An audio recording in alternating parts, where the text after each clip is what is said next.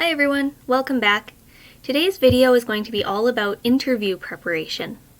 So in this video, we're going to be focusing primarily on how to prepare for an interview in a retail position. However, all of the skills that we go over in this video can be generalized to any interview situation. So firstly, let's talk about the goals of an interview. Why do we interview? Let's take a look first at the recruiter's goals. This is the person who is going to be employing a person into a position. Firstly, they want to find if you're suited for the job and the company. They want to make sure that they're finding the right fit. So to do this, they're looking at a few things. They want to discover and assess your experiences and skills and how they relate to the new role. They want to also test your knowledge of the duties required for the role. And then they want to determine your motivation, commitment, and interpersonal or social skills. Now, the applicant also has their own goals during an interview. This is the person who is applying for the position. Of course, throughout the interview, they want to make sure that they're remaining calm and composed during the stress of the interview. But at the same time, they want to find ways to connect with the employer to create a lasting positive impression. They want to be able to demonstrate great communication skills, and this can be both verbal and nonverbal communication. They want to highlight the relevance of their skills, experience, training, etc., while also minimizing any potential negatives that could be detected in their answers. So how do we prepare before the interview? A few things to keep in mind when getting ready for an interview. Having good hygiene is always very important to your first impression. Making sure that you're cleaned and groomed beforehand is always a good idea. And make sure to choose simple but professional clothing for the interview. This can be something like a dress shirt and dress pants, or even a dress or a skirt that would be appropriate and professional. You want to make sure that you're rehearsing interview questions beforehand so that you can anticipate the questions that would be related to the role. And so different questions that you could practice could be common interview questions, behavioral and situational questions, as well as your closing. So any questions that you would have for the interviewer and how you're going to end the interview. We're going to talk a little bit more about those in a moment. You'd also want to make sure that you study the job ad as well as the company itself to make sure that you are best prepared and knowledgeable about the role that you're applying for. And then you'd want to prepare questions for the recruiter. And we'll talk about that as well. So how to conduct effective research? Why is researching an important part of getting ready for an interview? Firstly, it helps us identify important skills or qualifications that might be needed for the job. It also helps us to find and connect with information to share or hold on to for our interview. And it exposes us to company-specific language. So any language that the company uses to describe themselves, their goals, etc. So what are you looking for when you're conducting research? Firstly, you want to look for positional fit.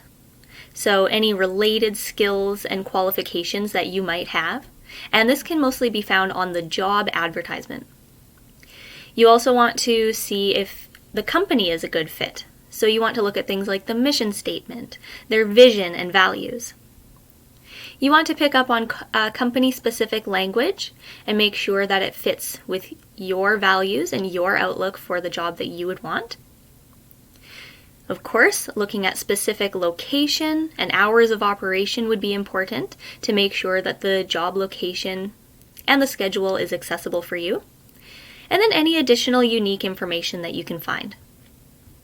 So where can you look for all of this then? Firstly, you can always check out the internet. You would want to visit the company's website, any social media platforms that they have, even if they have any listings in newspapers or on review sites. Secondly, you could also try networking. This would be when you go in person to the company that you're interested in. You could request a tour. Maybe you could ask people who work there about the company, or maybe you know people who have worked there in the past.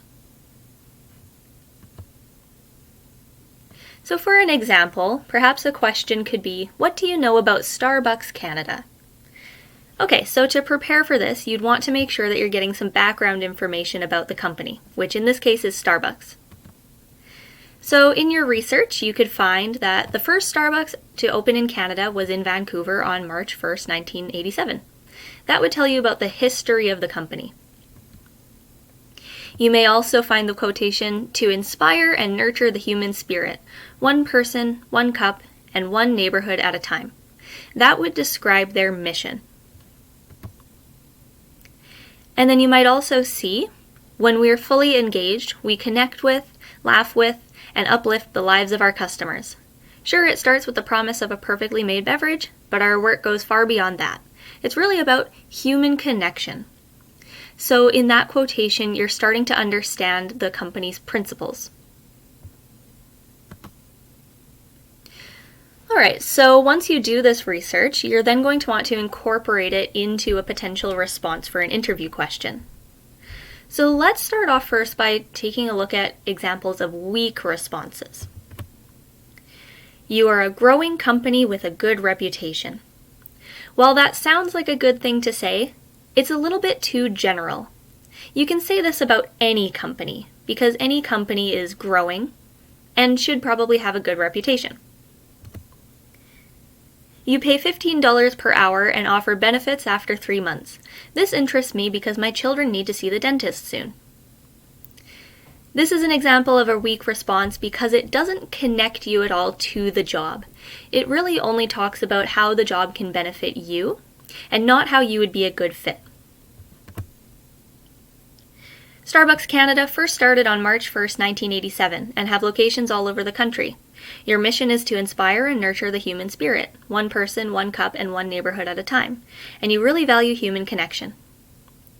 Now, this response shows that you did do a lot of research, which is great, but it's very weak in that, again, it doesn't offer any connection.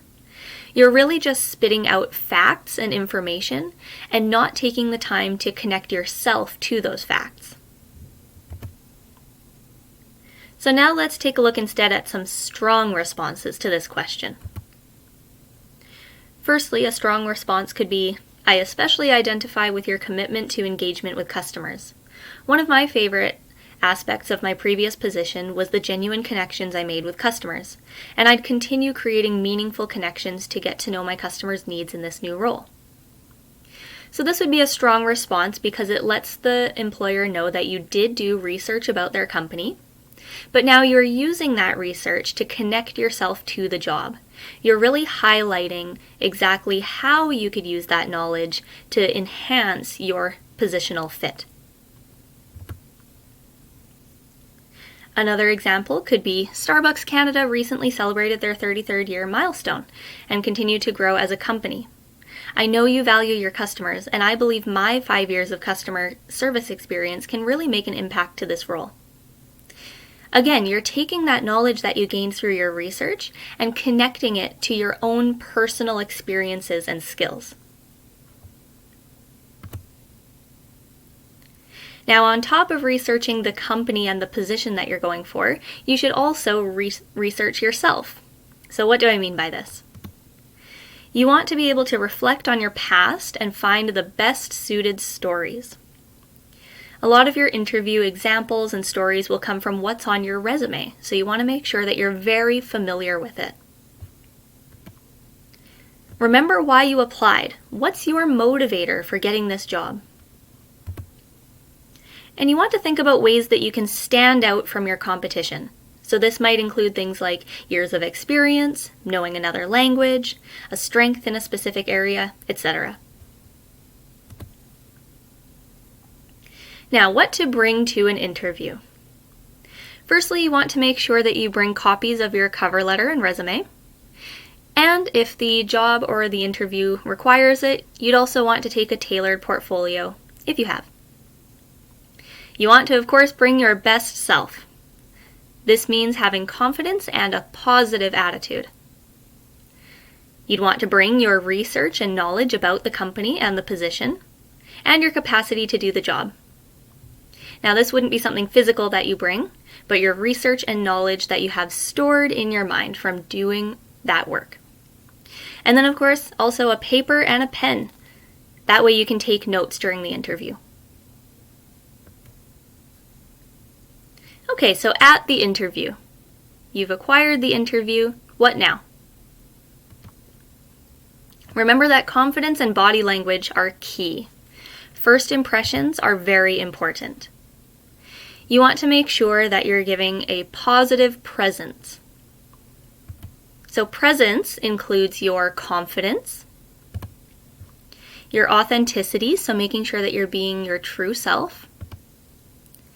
It involves your comfort levels. You want to make sure that you're comfortable in the interview. Are you captivating? Are you holding the interest of the employer? Are you coming off as passionate about the work that you're going to do? And finally, you want to make sure that you're being enthusiastic.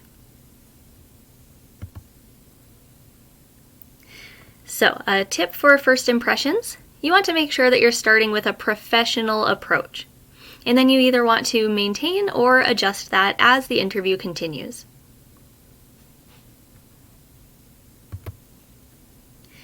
Also make sure to be polite to everyone you meet. You never know who's going to have an impact on your employment.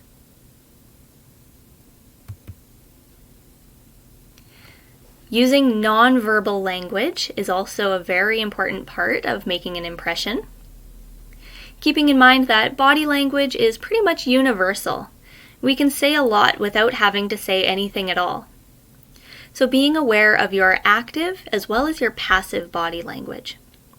So any body language that you are purposely or actively expressing, but then also keeping in mind your other nonverbal cues that you might not purposely be showing. Let's talk a little bit more about body language and interviews.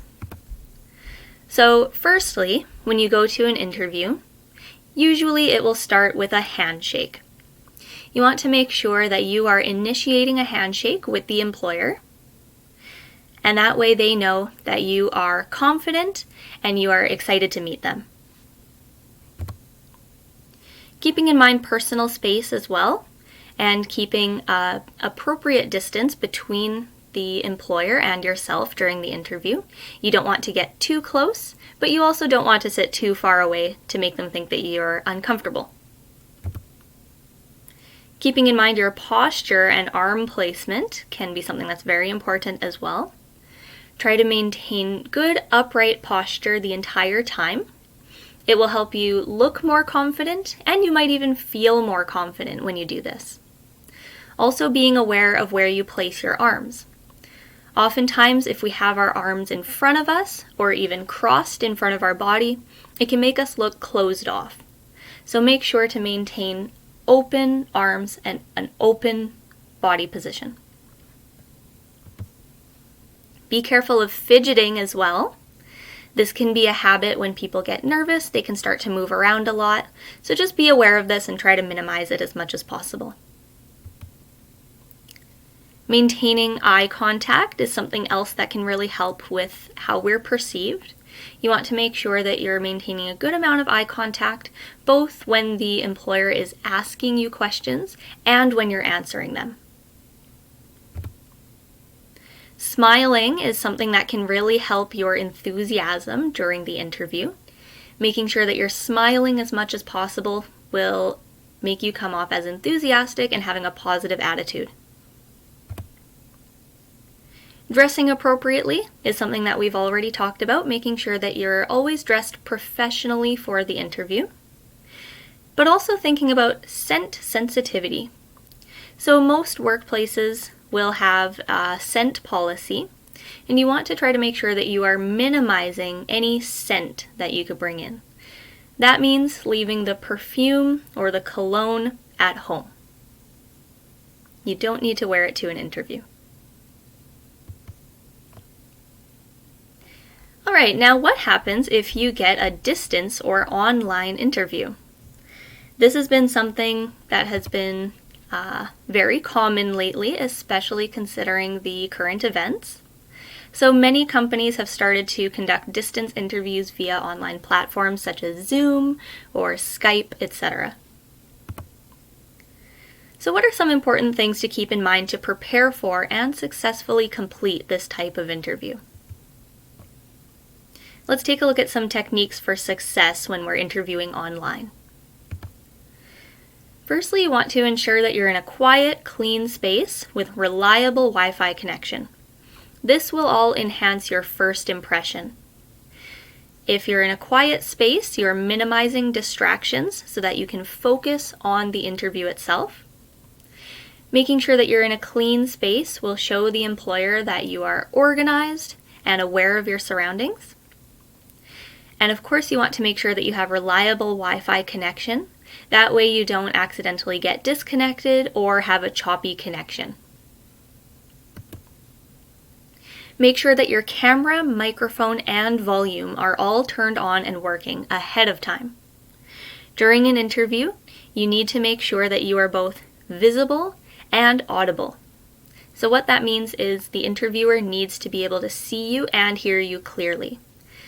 That way they get to know you better, and you want to make sure that your volume is working so that you can hear them.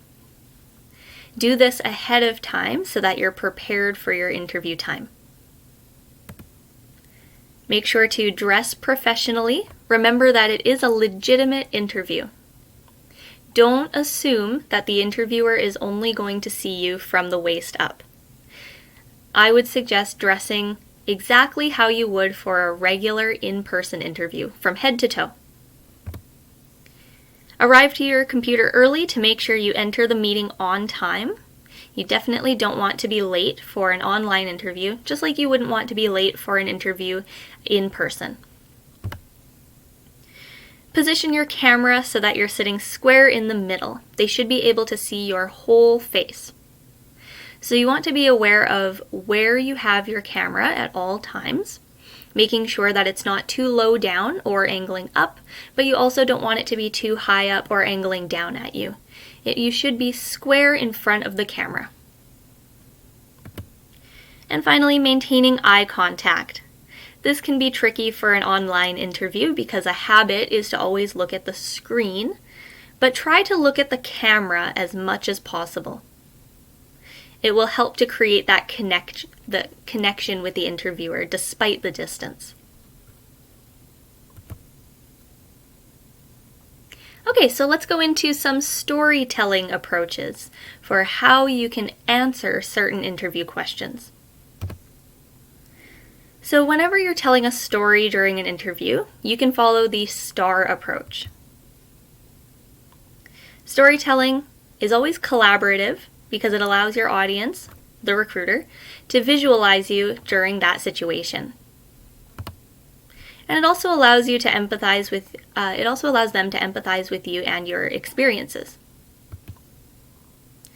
So using the STAR approach, which we'll talk about more in a moment, you want to make sure that you are sharing a realistic story that is directly or closely related to the position. And you also want to make sure that you're always sharing positive stories.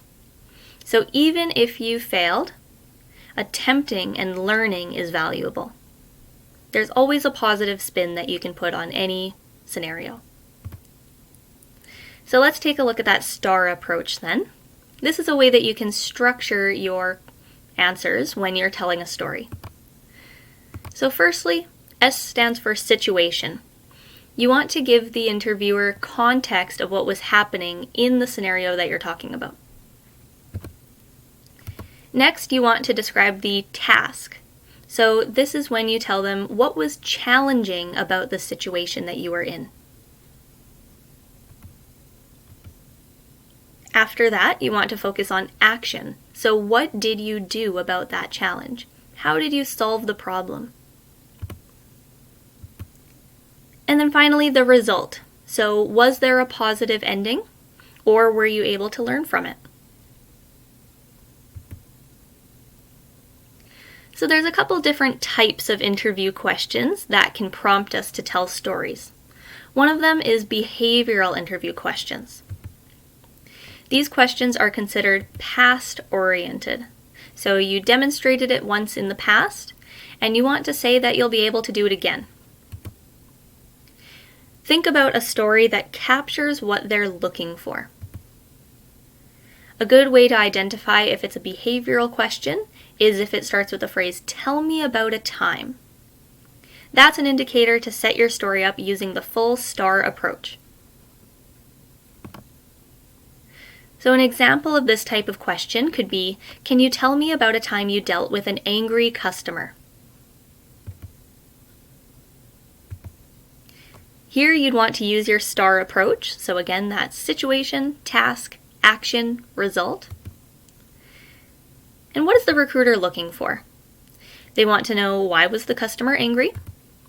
What did you do to handle that situation? And were you successful, or did you learn from the experience? And it would also highlight some skills.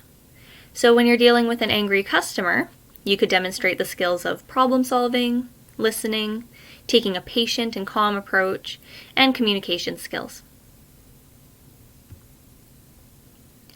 So now let's take a look at an example of how you could answer this type of question using the STAR approach. In my last position, a customer became angry when she realized the product she had purchased was damaged. I calmly listened to the customer and rephrased what she had told me to make sure I understood her a bit better. I offered to give her a full refund following the company policy for this situation, and she confirmed to me that this was the best solution. I promptly processed the refund and confirmed with the customer that the issue was resolved adequately. In the end, she expressed that she was pleased with the outcome and left happy with the situation. So this tells a story from beginning to end, but it makes it succinct in that you followed the STAR approach. You didn't tell the story with all of the little tiny details. You only stuck to the details that mattered. So you gave context for the situation. It happened in your last job. The challenge was that the customer was angry because they had received a damaged product. The action that you took was to first calmly listen to the customer's concerns, summarize or rephrase what you heard to make sure that you got all of the correct information, following the company policy, which was to give a full refund for the damaged goods, and then confirming with the customer that this was an adequate solution, which they agreed to, and so then the result was a positive one.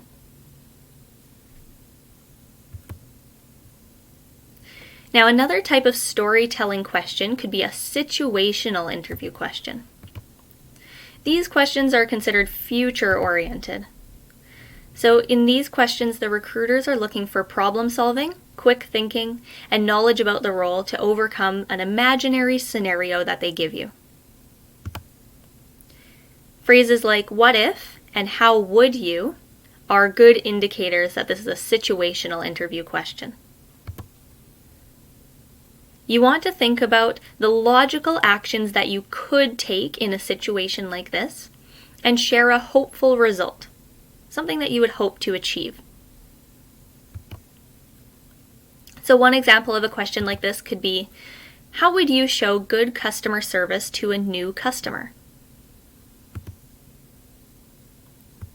So now let's take a look at a possible answer for this type of question.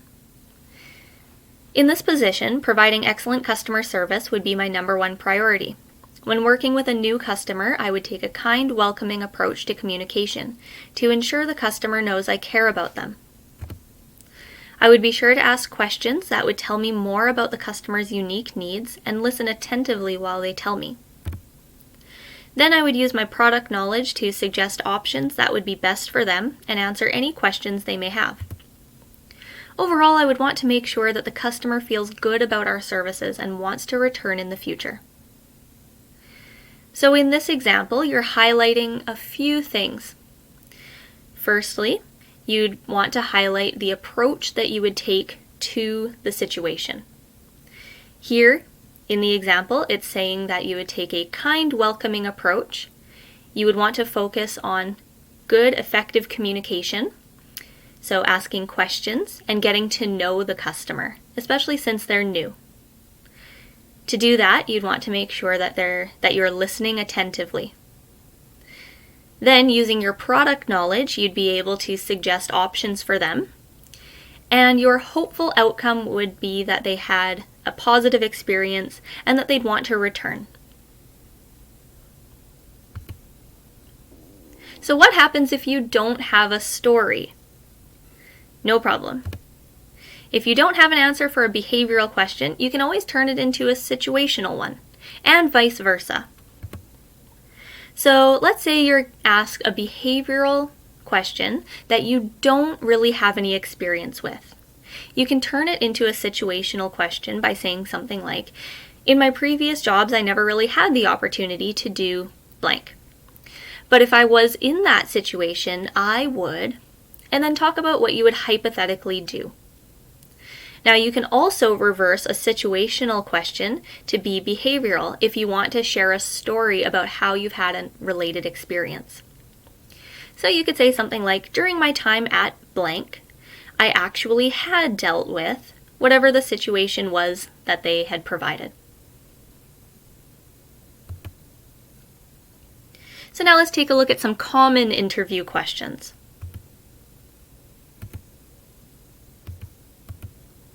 Making sure that when you're answering any question, you want to keep your answer positive. So how will it make an impact to the role that you are going for now?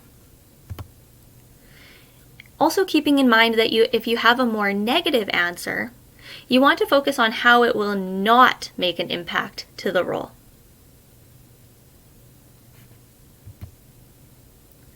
One very common question that's usually asked, especially at the start of an interview, is tell me about yourself.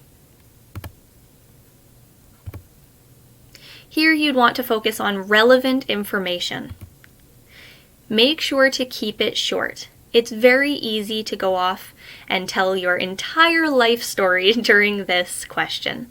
However, you instead want to focus on job-related experiences and skills. You may want to find a unique selling point for yourself, something that makes you stand out. And to structure this answer, you may want to use the present, past, future format.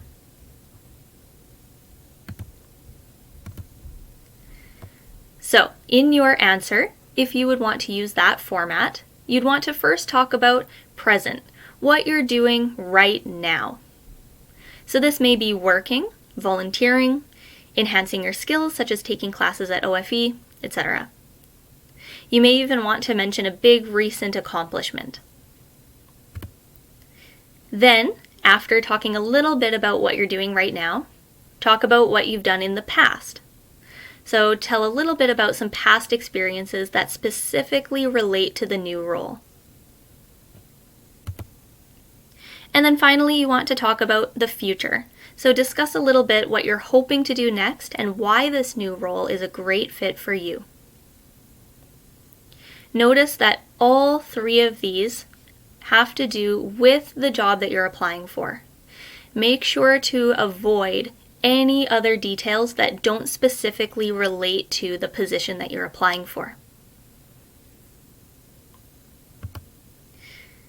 Now also keep in mind that the order can change. You can instead answer this question as past, then present, then future if you'd like to first emphasize past experience. Another very common question is, why did you leave your last job? So what are some reasons that we leave work? Perhaps the company went out of business, your hours were reduced, you got laid off, you were looking for a new direction or challenge, you outgrew your position after a certain number of years, you started a family, you needed to support someone, you decided to move, or perhaps you had health conditions, etc. So, this question would always be in reference to the last entry on your resume. Make sure that you are confident and don't spend too long answering this question. In other words, don't give any unnecessary details. And think about, are there any additional reasons to your termination that are not so negative? You want to make sure that you're sharing positive points.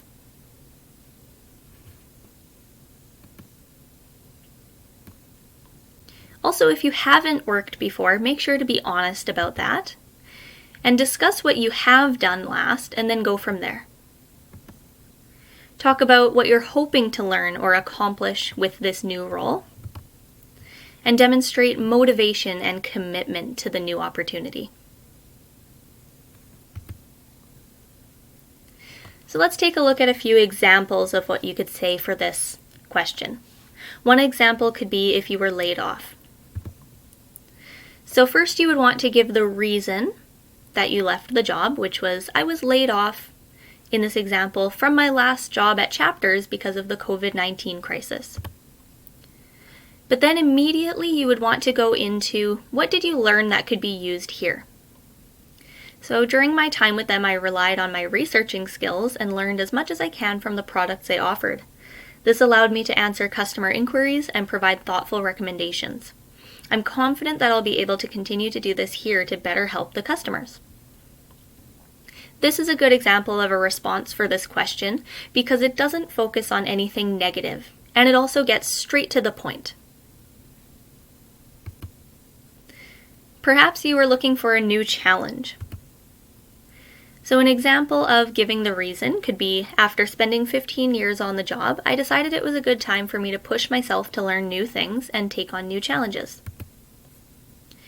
So then focus on, why are you applying for this role? When doing my research on the company, I was happy to see that you stand behind challenging the norm and thriving in innovation. Here, of course, you would want to use a specific example. I'm sure my knowledge and experience in developing new projects and leading teams will complement this goal. That way they see that although you left your past job, you do have big, exciting goals for the future that you're motivated to achieve. Another example could be if you left your last job due to a physical injury.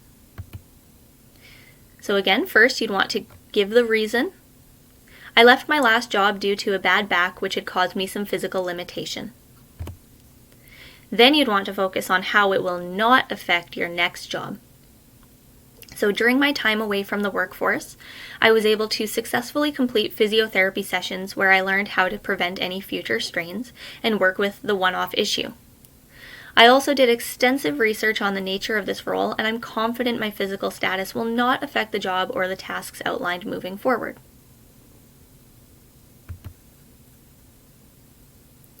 Okay, so another really common question could be, what are your greatest strengths? Here you have permission to toot your own horn. This question is very similar to tell me about yourself. Here you'd want to identify key skills needed for the job, or values of the company. So some things to avoid when you're answering about your greatest strengths. Here's an example. I feel like I have a lot of strengths that can make me excel in this role. I'm a team player, I'm organized, I like talking to people, I have a friendly personality, I like new challenges, I can handle cash transactions, I have my food handler certificate, and so on. So why would this be a response to avoid? This is really just a long list, and it doesn't make any connections. You'd want to instead choose some key ideas and connect them with the job. So an example of how to do this could be expanding on your tell me about yourself answer. You could start off by saying something like, I strongly believe that my greatest strength in relation to this job would be my ability to go above and beyond for the customer. And then expand on this. Something like, over the years, I have learned to adapt my interactions with customers, so I'm able to not just provide any service, but ones that are specific to their needs and situation. Because of this, I was offered a supervisor position with Starbucks after receiving positive comments and reviews from my peers and the customers. This response does a really good job of not only telling the employer what your strength is, but how it could be beneficial to their company. Now, on the other side, you might be asked, what is your greatest weakness? When sharing a weakness, the goal should be to show how this job will make us better. You want to try to avoid weaknesses that are considered a major strength of the job. Also avoid using personal or very unrelated weaknesses. And you'd also want to avoid being cliché too. So an example of a cliché or weak response would be, my greatest weakness is that I'm a perfectionist. This is a very common answer to this question. Everybody says it because it seems to be the default. You'd want to try to avoid saying this. So, expanding on this cliché response, you may follow up by saying, I always make sure my work is perfect before submitting it, which has affected my abilities to meet deadlines. So what I've been doing is skipping breaks and working through lunch to make sure everything is perfect and on time. This would also be a weak response because it shows poor time management skills. Time management is something that's extremely important for all positions. And so explaining to an employer that in order to get your work done, you skipped breaks and worked through your lunch would probably be seen as a negative solution to this. Now here's an example of a strong answer. You could say something like, my greatest weakness is sometimes I get too caught up in a task and start to fall behind in my work. Here, it's not that you have poor time management, it's just that you get too invested in the task. So then you'd want to talk about your progress with this weakness. I noticed this flaw when I was asked to create a promotional advertisement for a company event and realized I missed my first draft deadline because I was too fixated on my font choice. After realizing this, I started to explore ways to overcome this. For example, using a planner, breaking projects into smaller pieces, etc. I noticed that breaking projects into smaller pieces worked best for me, so I'm hoping to continue practicing this method until it becomes second nature. So although you started talking about a weakness that could potentially affect you on the job, it's not a weakness that can't be solved, and it's also not a weakness that would completely inhibit you from doing the job. You then talked about how you've been working on improving this weakness by giving specific examples. Now, another very common question that you will be asked at the end of your interview will be, do you have any questions for me? Recruiters will always leave time for you to ask questions. Always have 1 or 2 questions to ask. This is because it's a great chance for you to gain valuable information right from the source. You want to make sure that your questions are smart and come from your genuine interests. It creates an opportunity to continue to show the employer that you're interested in the company and the position. So, some possible questions that you could bring up at the end of an interview. What are the next steps to the application process? This is a fairly general question that you can use for most interviews. It shows that you're willing to help with the interview process and that you're still interested in your application. You could ask, you talked about blank. I was interested in learning more about it. This is a question where you would bring up something that was mentioned in the interview that you want to expand upon. You could also ask something like, what would a typical day in this position look like? Or you could ask, you asked me about blank. I wanted to see your perspective on the situation. This would show that you're willing to learn more about a question that they asked, and be able to be familiar with how the company would respond to it. You may also want to ask, do you have any concerns hiring me that I can address right now? This would show them that, again, you're willing to learn and progress, and you value feedback from the interviewer. Some questions that you would want to avoid asking would be any questions that have been answered already. Even if you have a few questions prepared in the back of your mind during your interview, make sure to pay attention during your entire interview, and if any of those questions get answered during the process, don't ask them again at the end. You'd also want to avoid asking about benefits or salary during the interview, unless the company, the interviewer, has opened the floor for a discussion about this.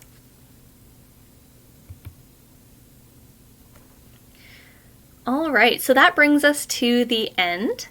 So additionally, after watching this video, you may want to engage in mock interviews. They're a great way to practice your interview skills. So here at OFE, staff members will help facilitate a realistic interview for you, and they'll also provide feedback and coaching so that you're better prepared for an interview in real life. So a few things that you'll need for your mock interview. If you can, you'd want to bring a job ad for an attainable, real job. You'd also want to have a tailored resume, and so your employment coach can help you with this.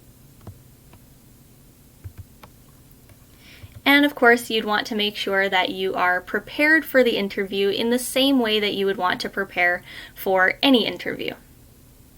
Mock interviews will really help you to be able to be more confident in your ability to go out, apply for jobs, and attain that interview. All right, so that is all for our video today. Hopefully you got some good information about how to prepare for the interview process. Of course, if you have any questions, you can let me know, or you can even leave a comment down below and I'll get back to you. All right, thank you for joining me today, everyone. Have a great day. Bye.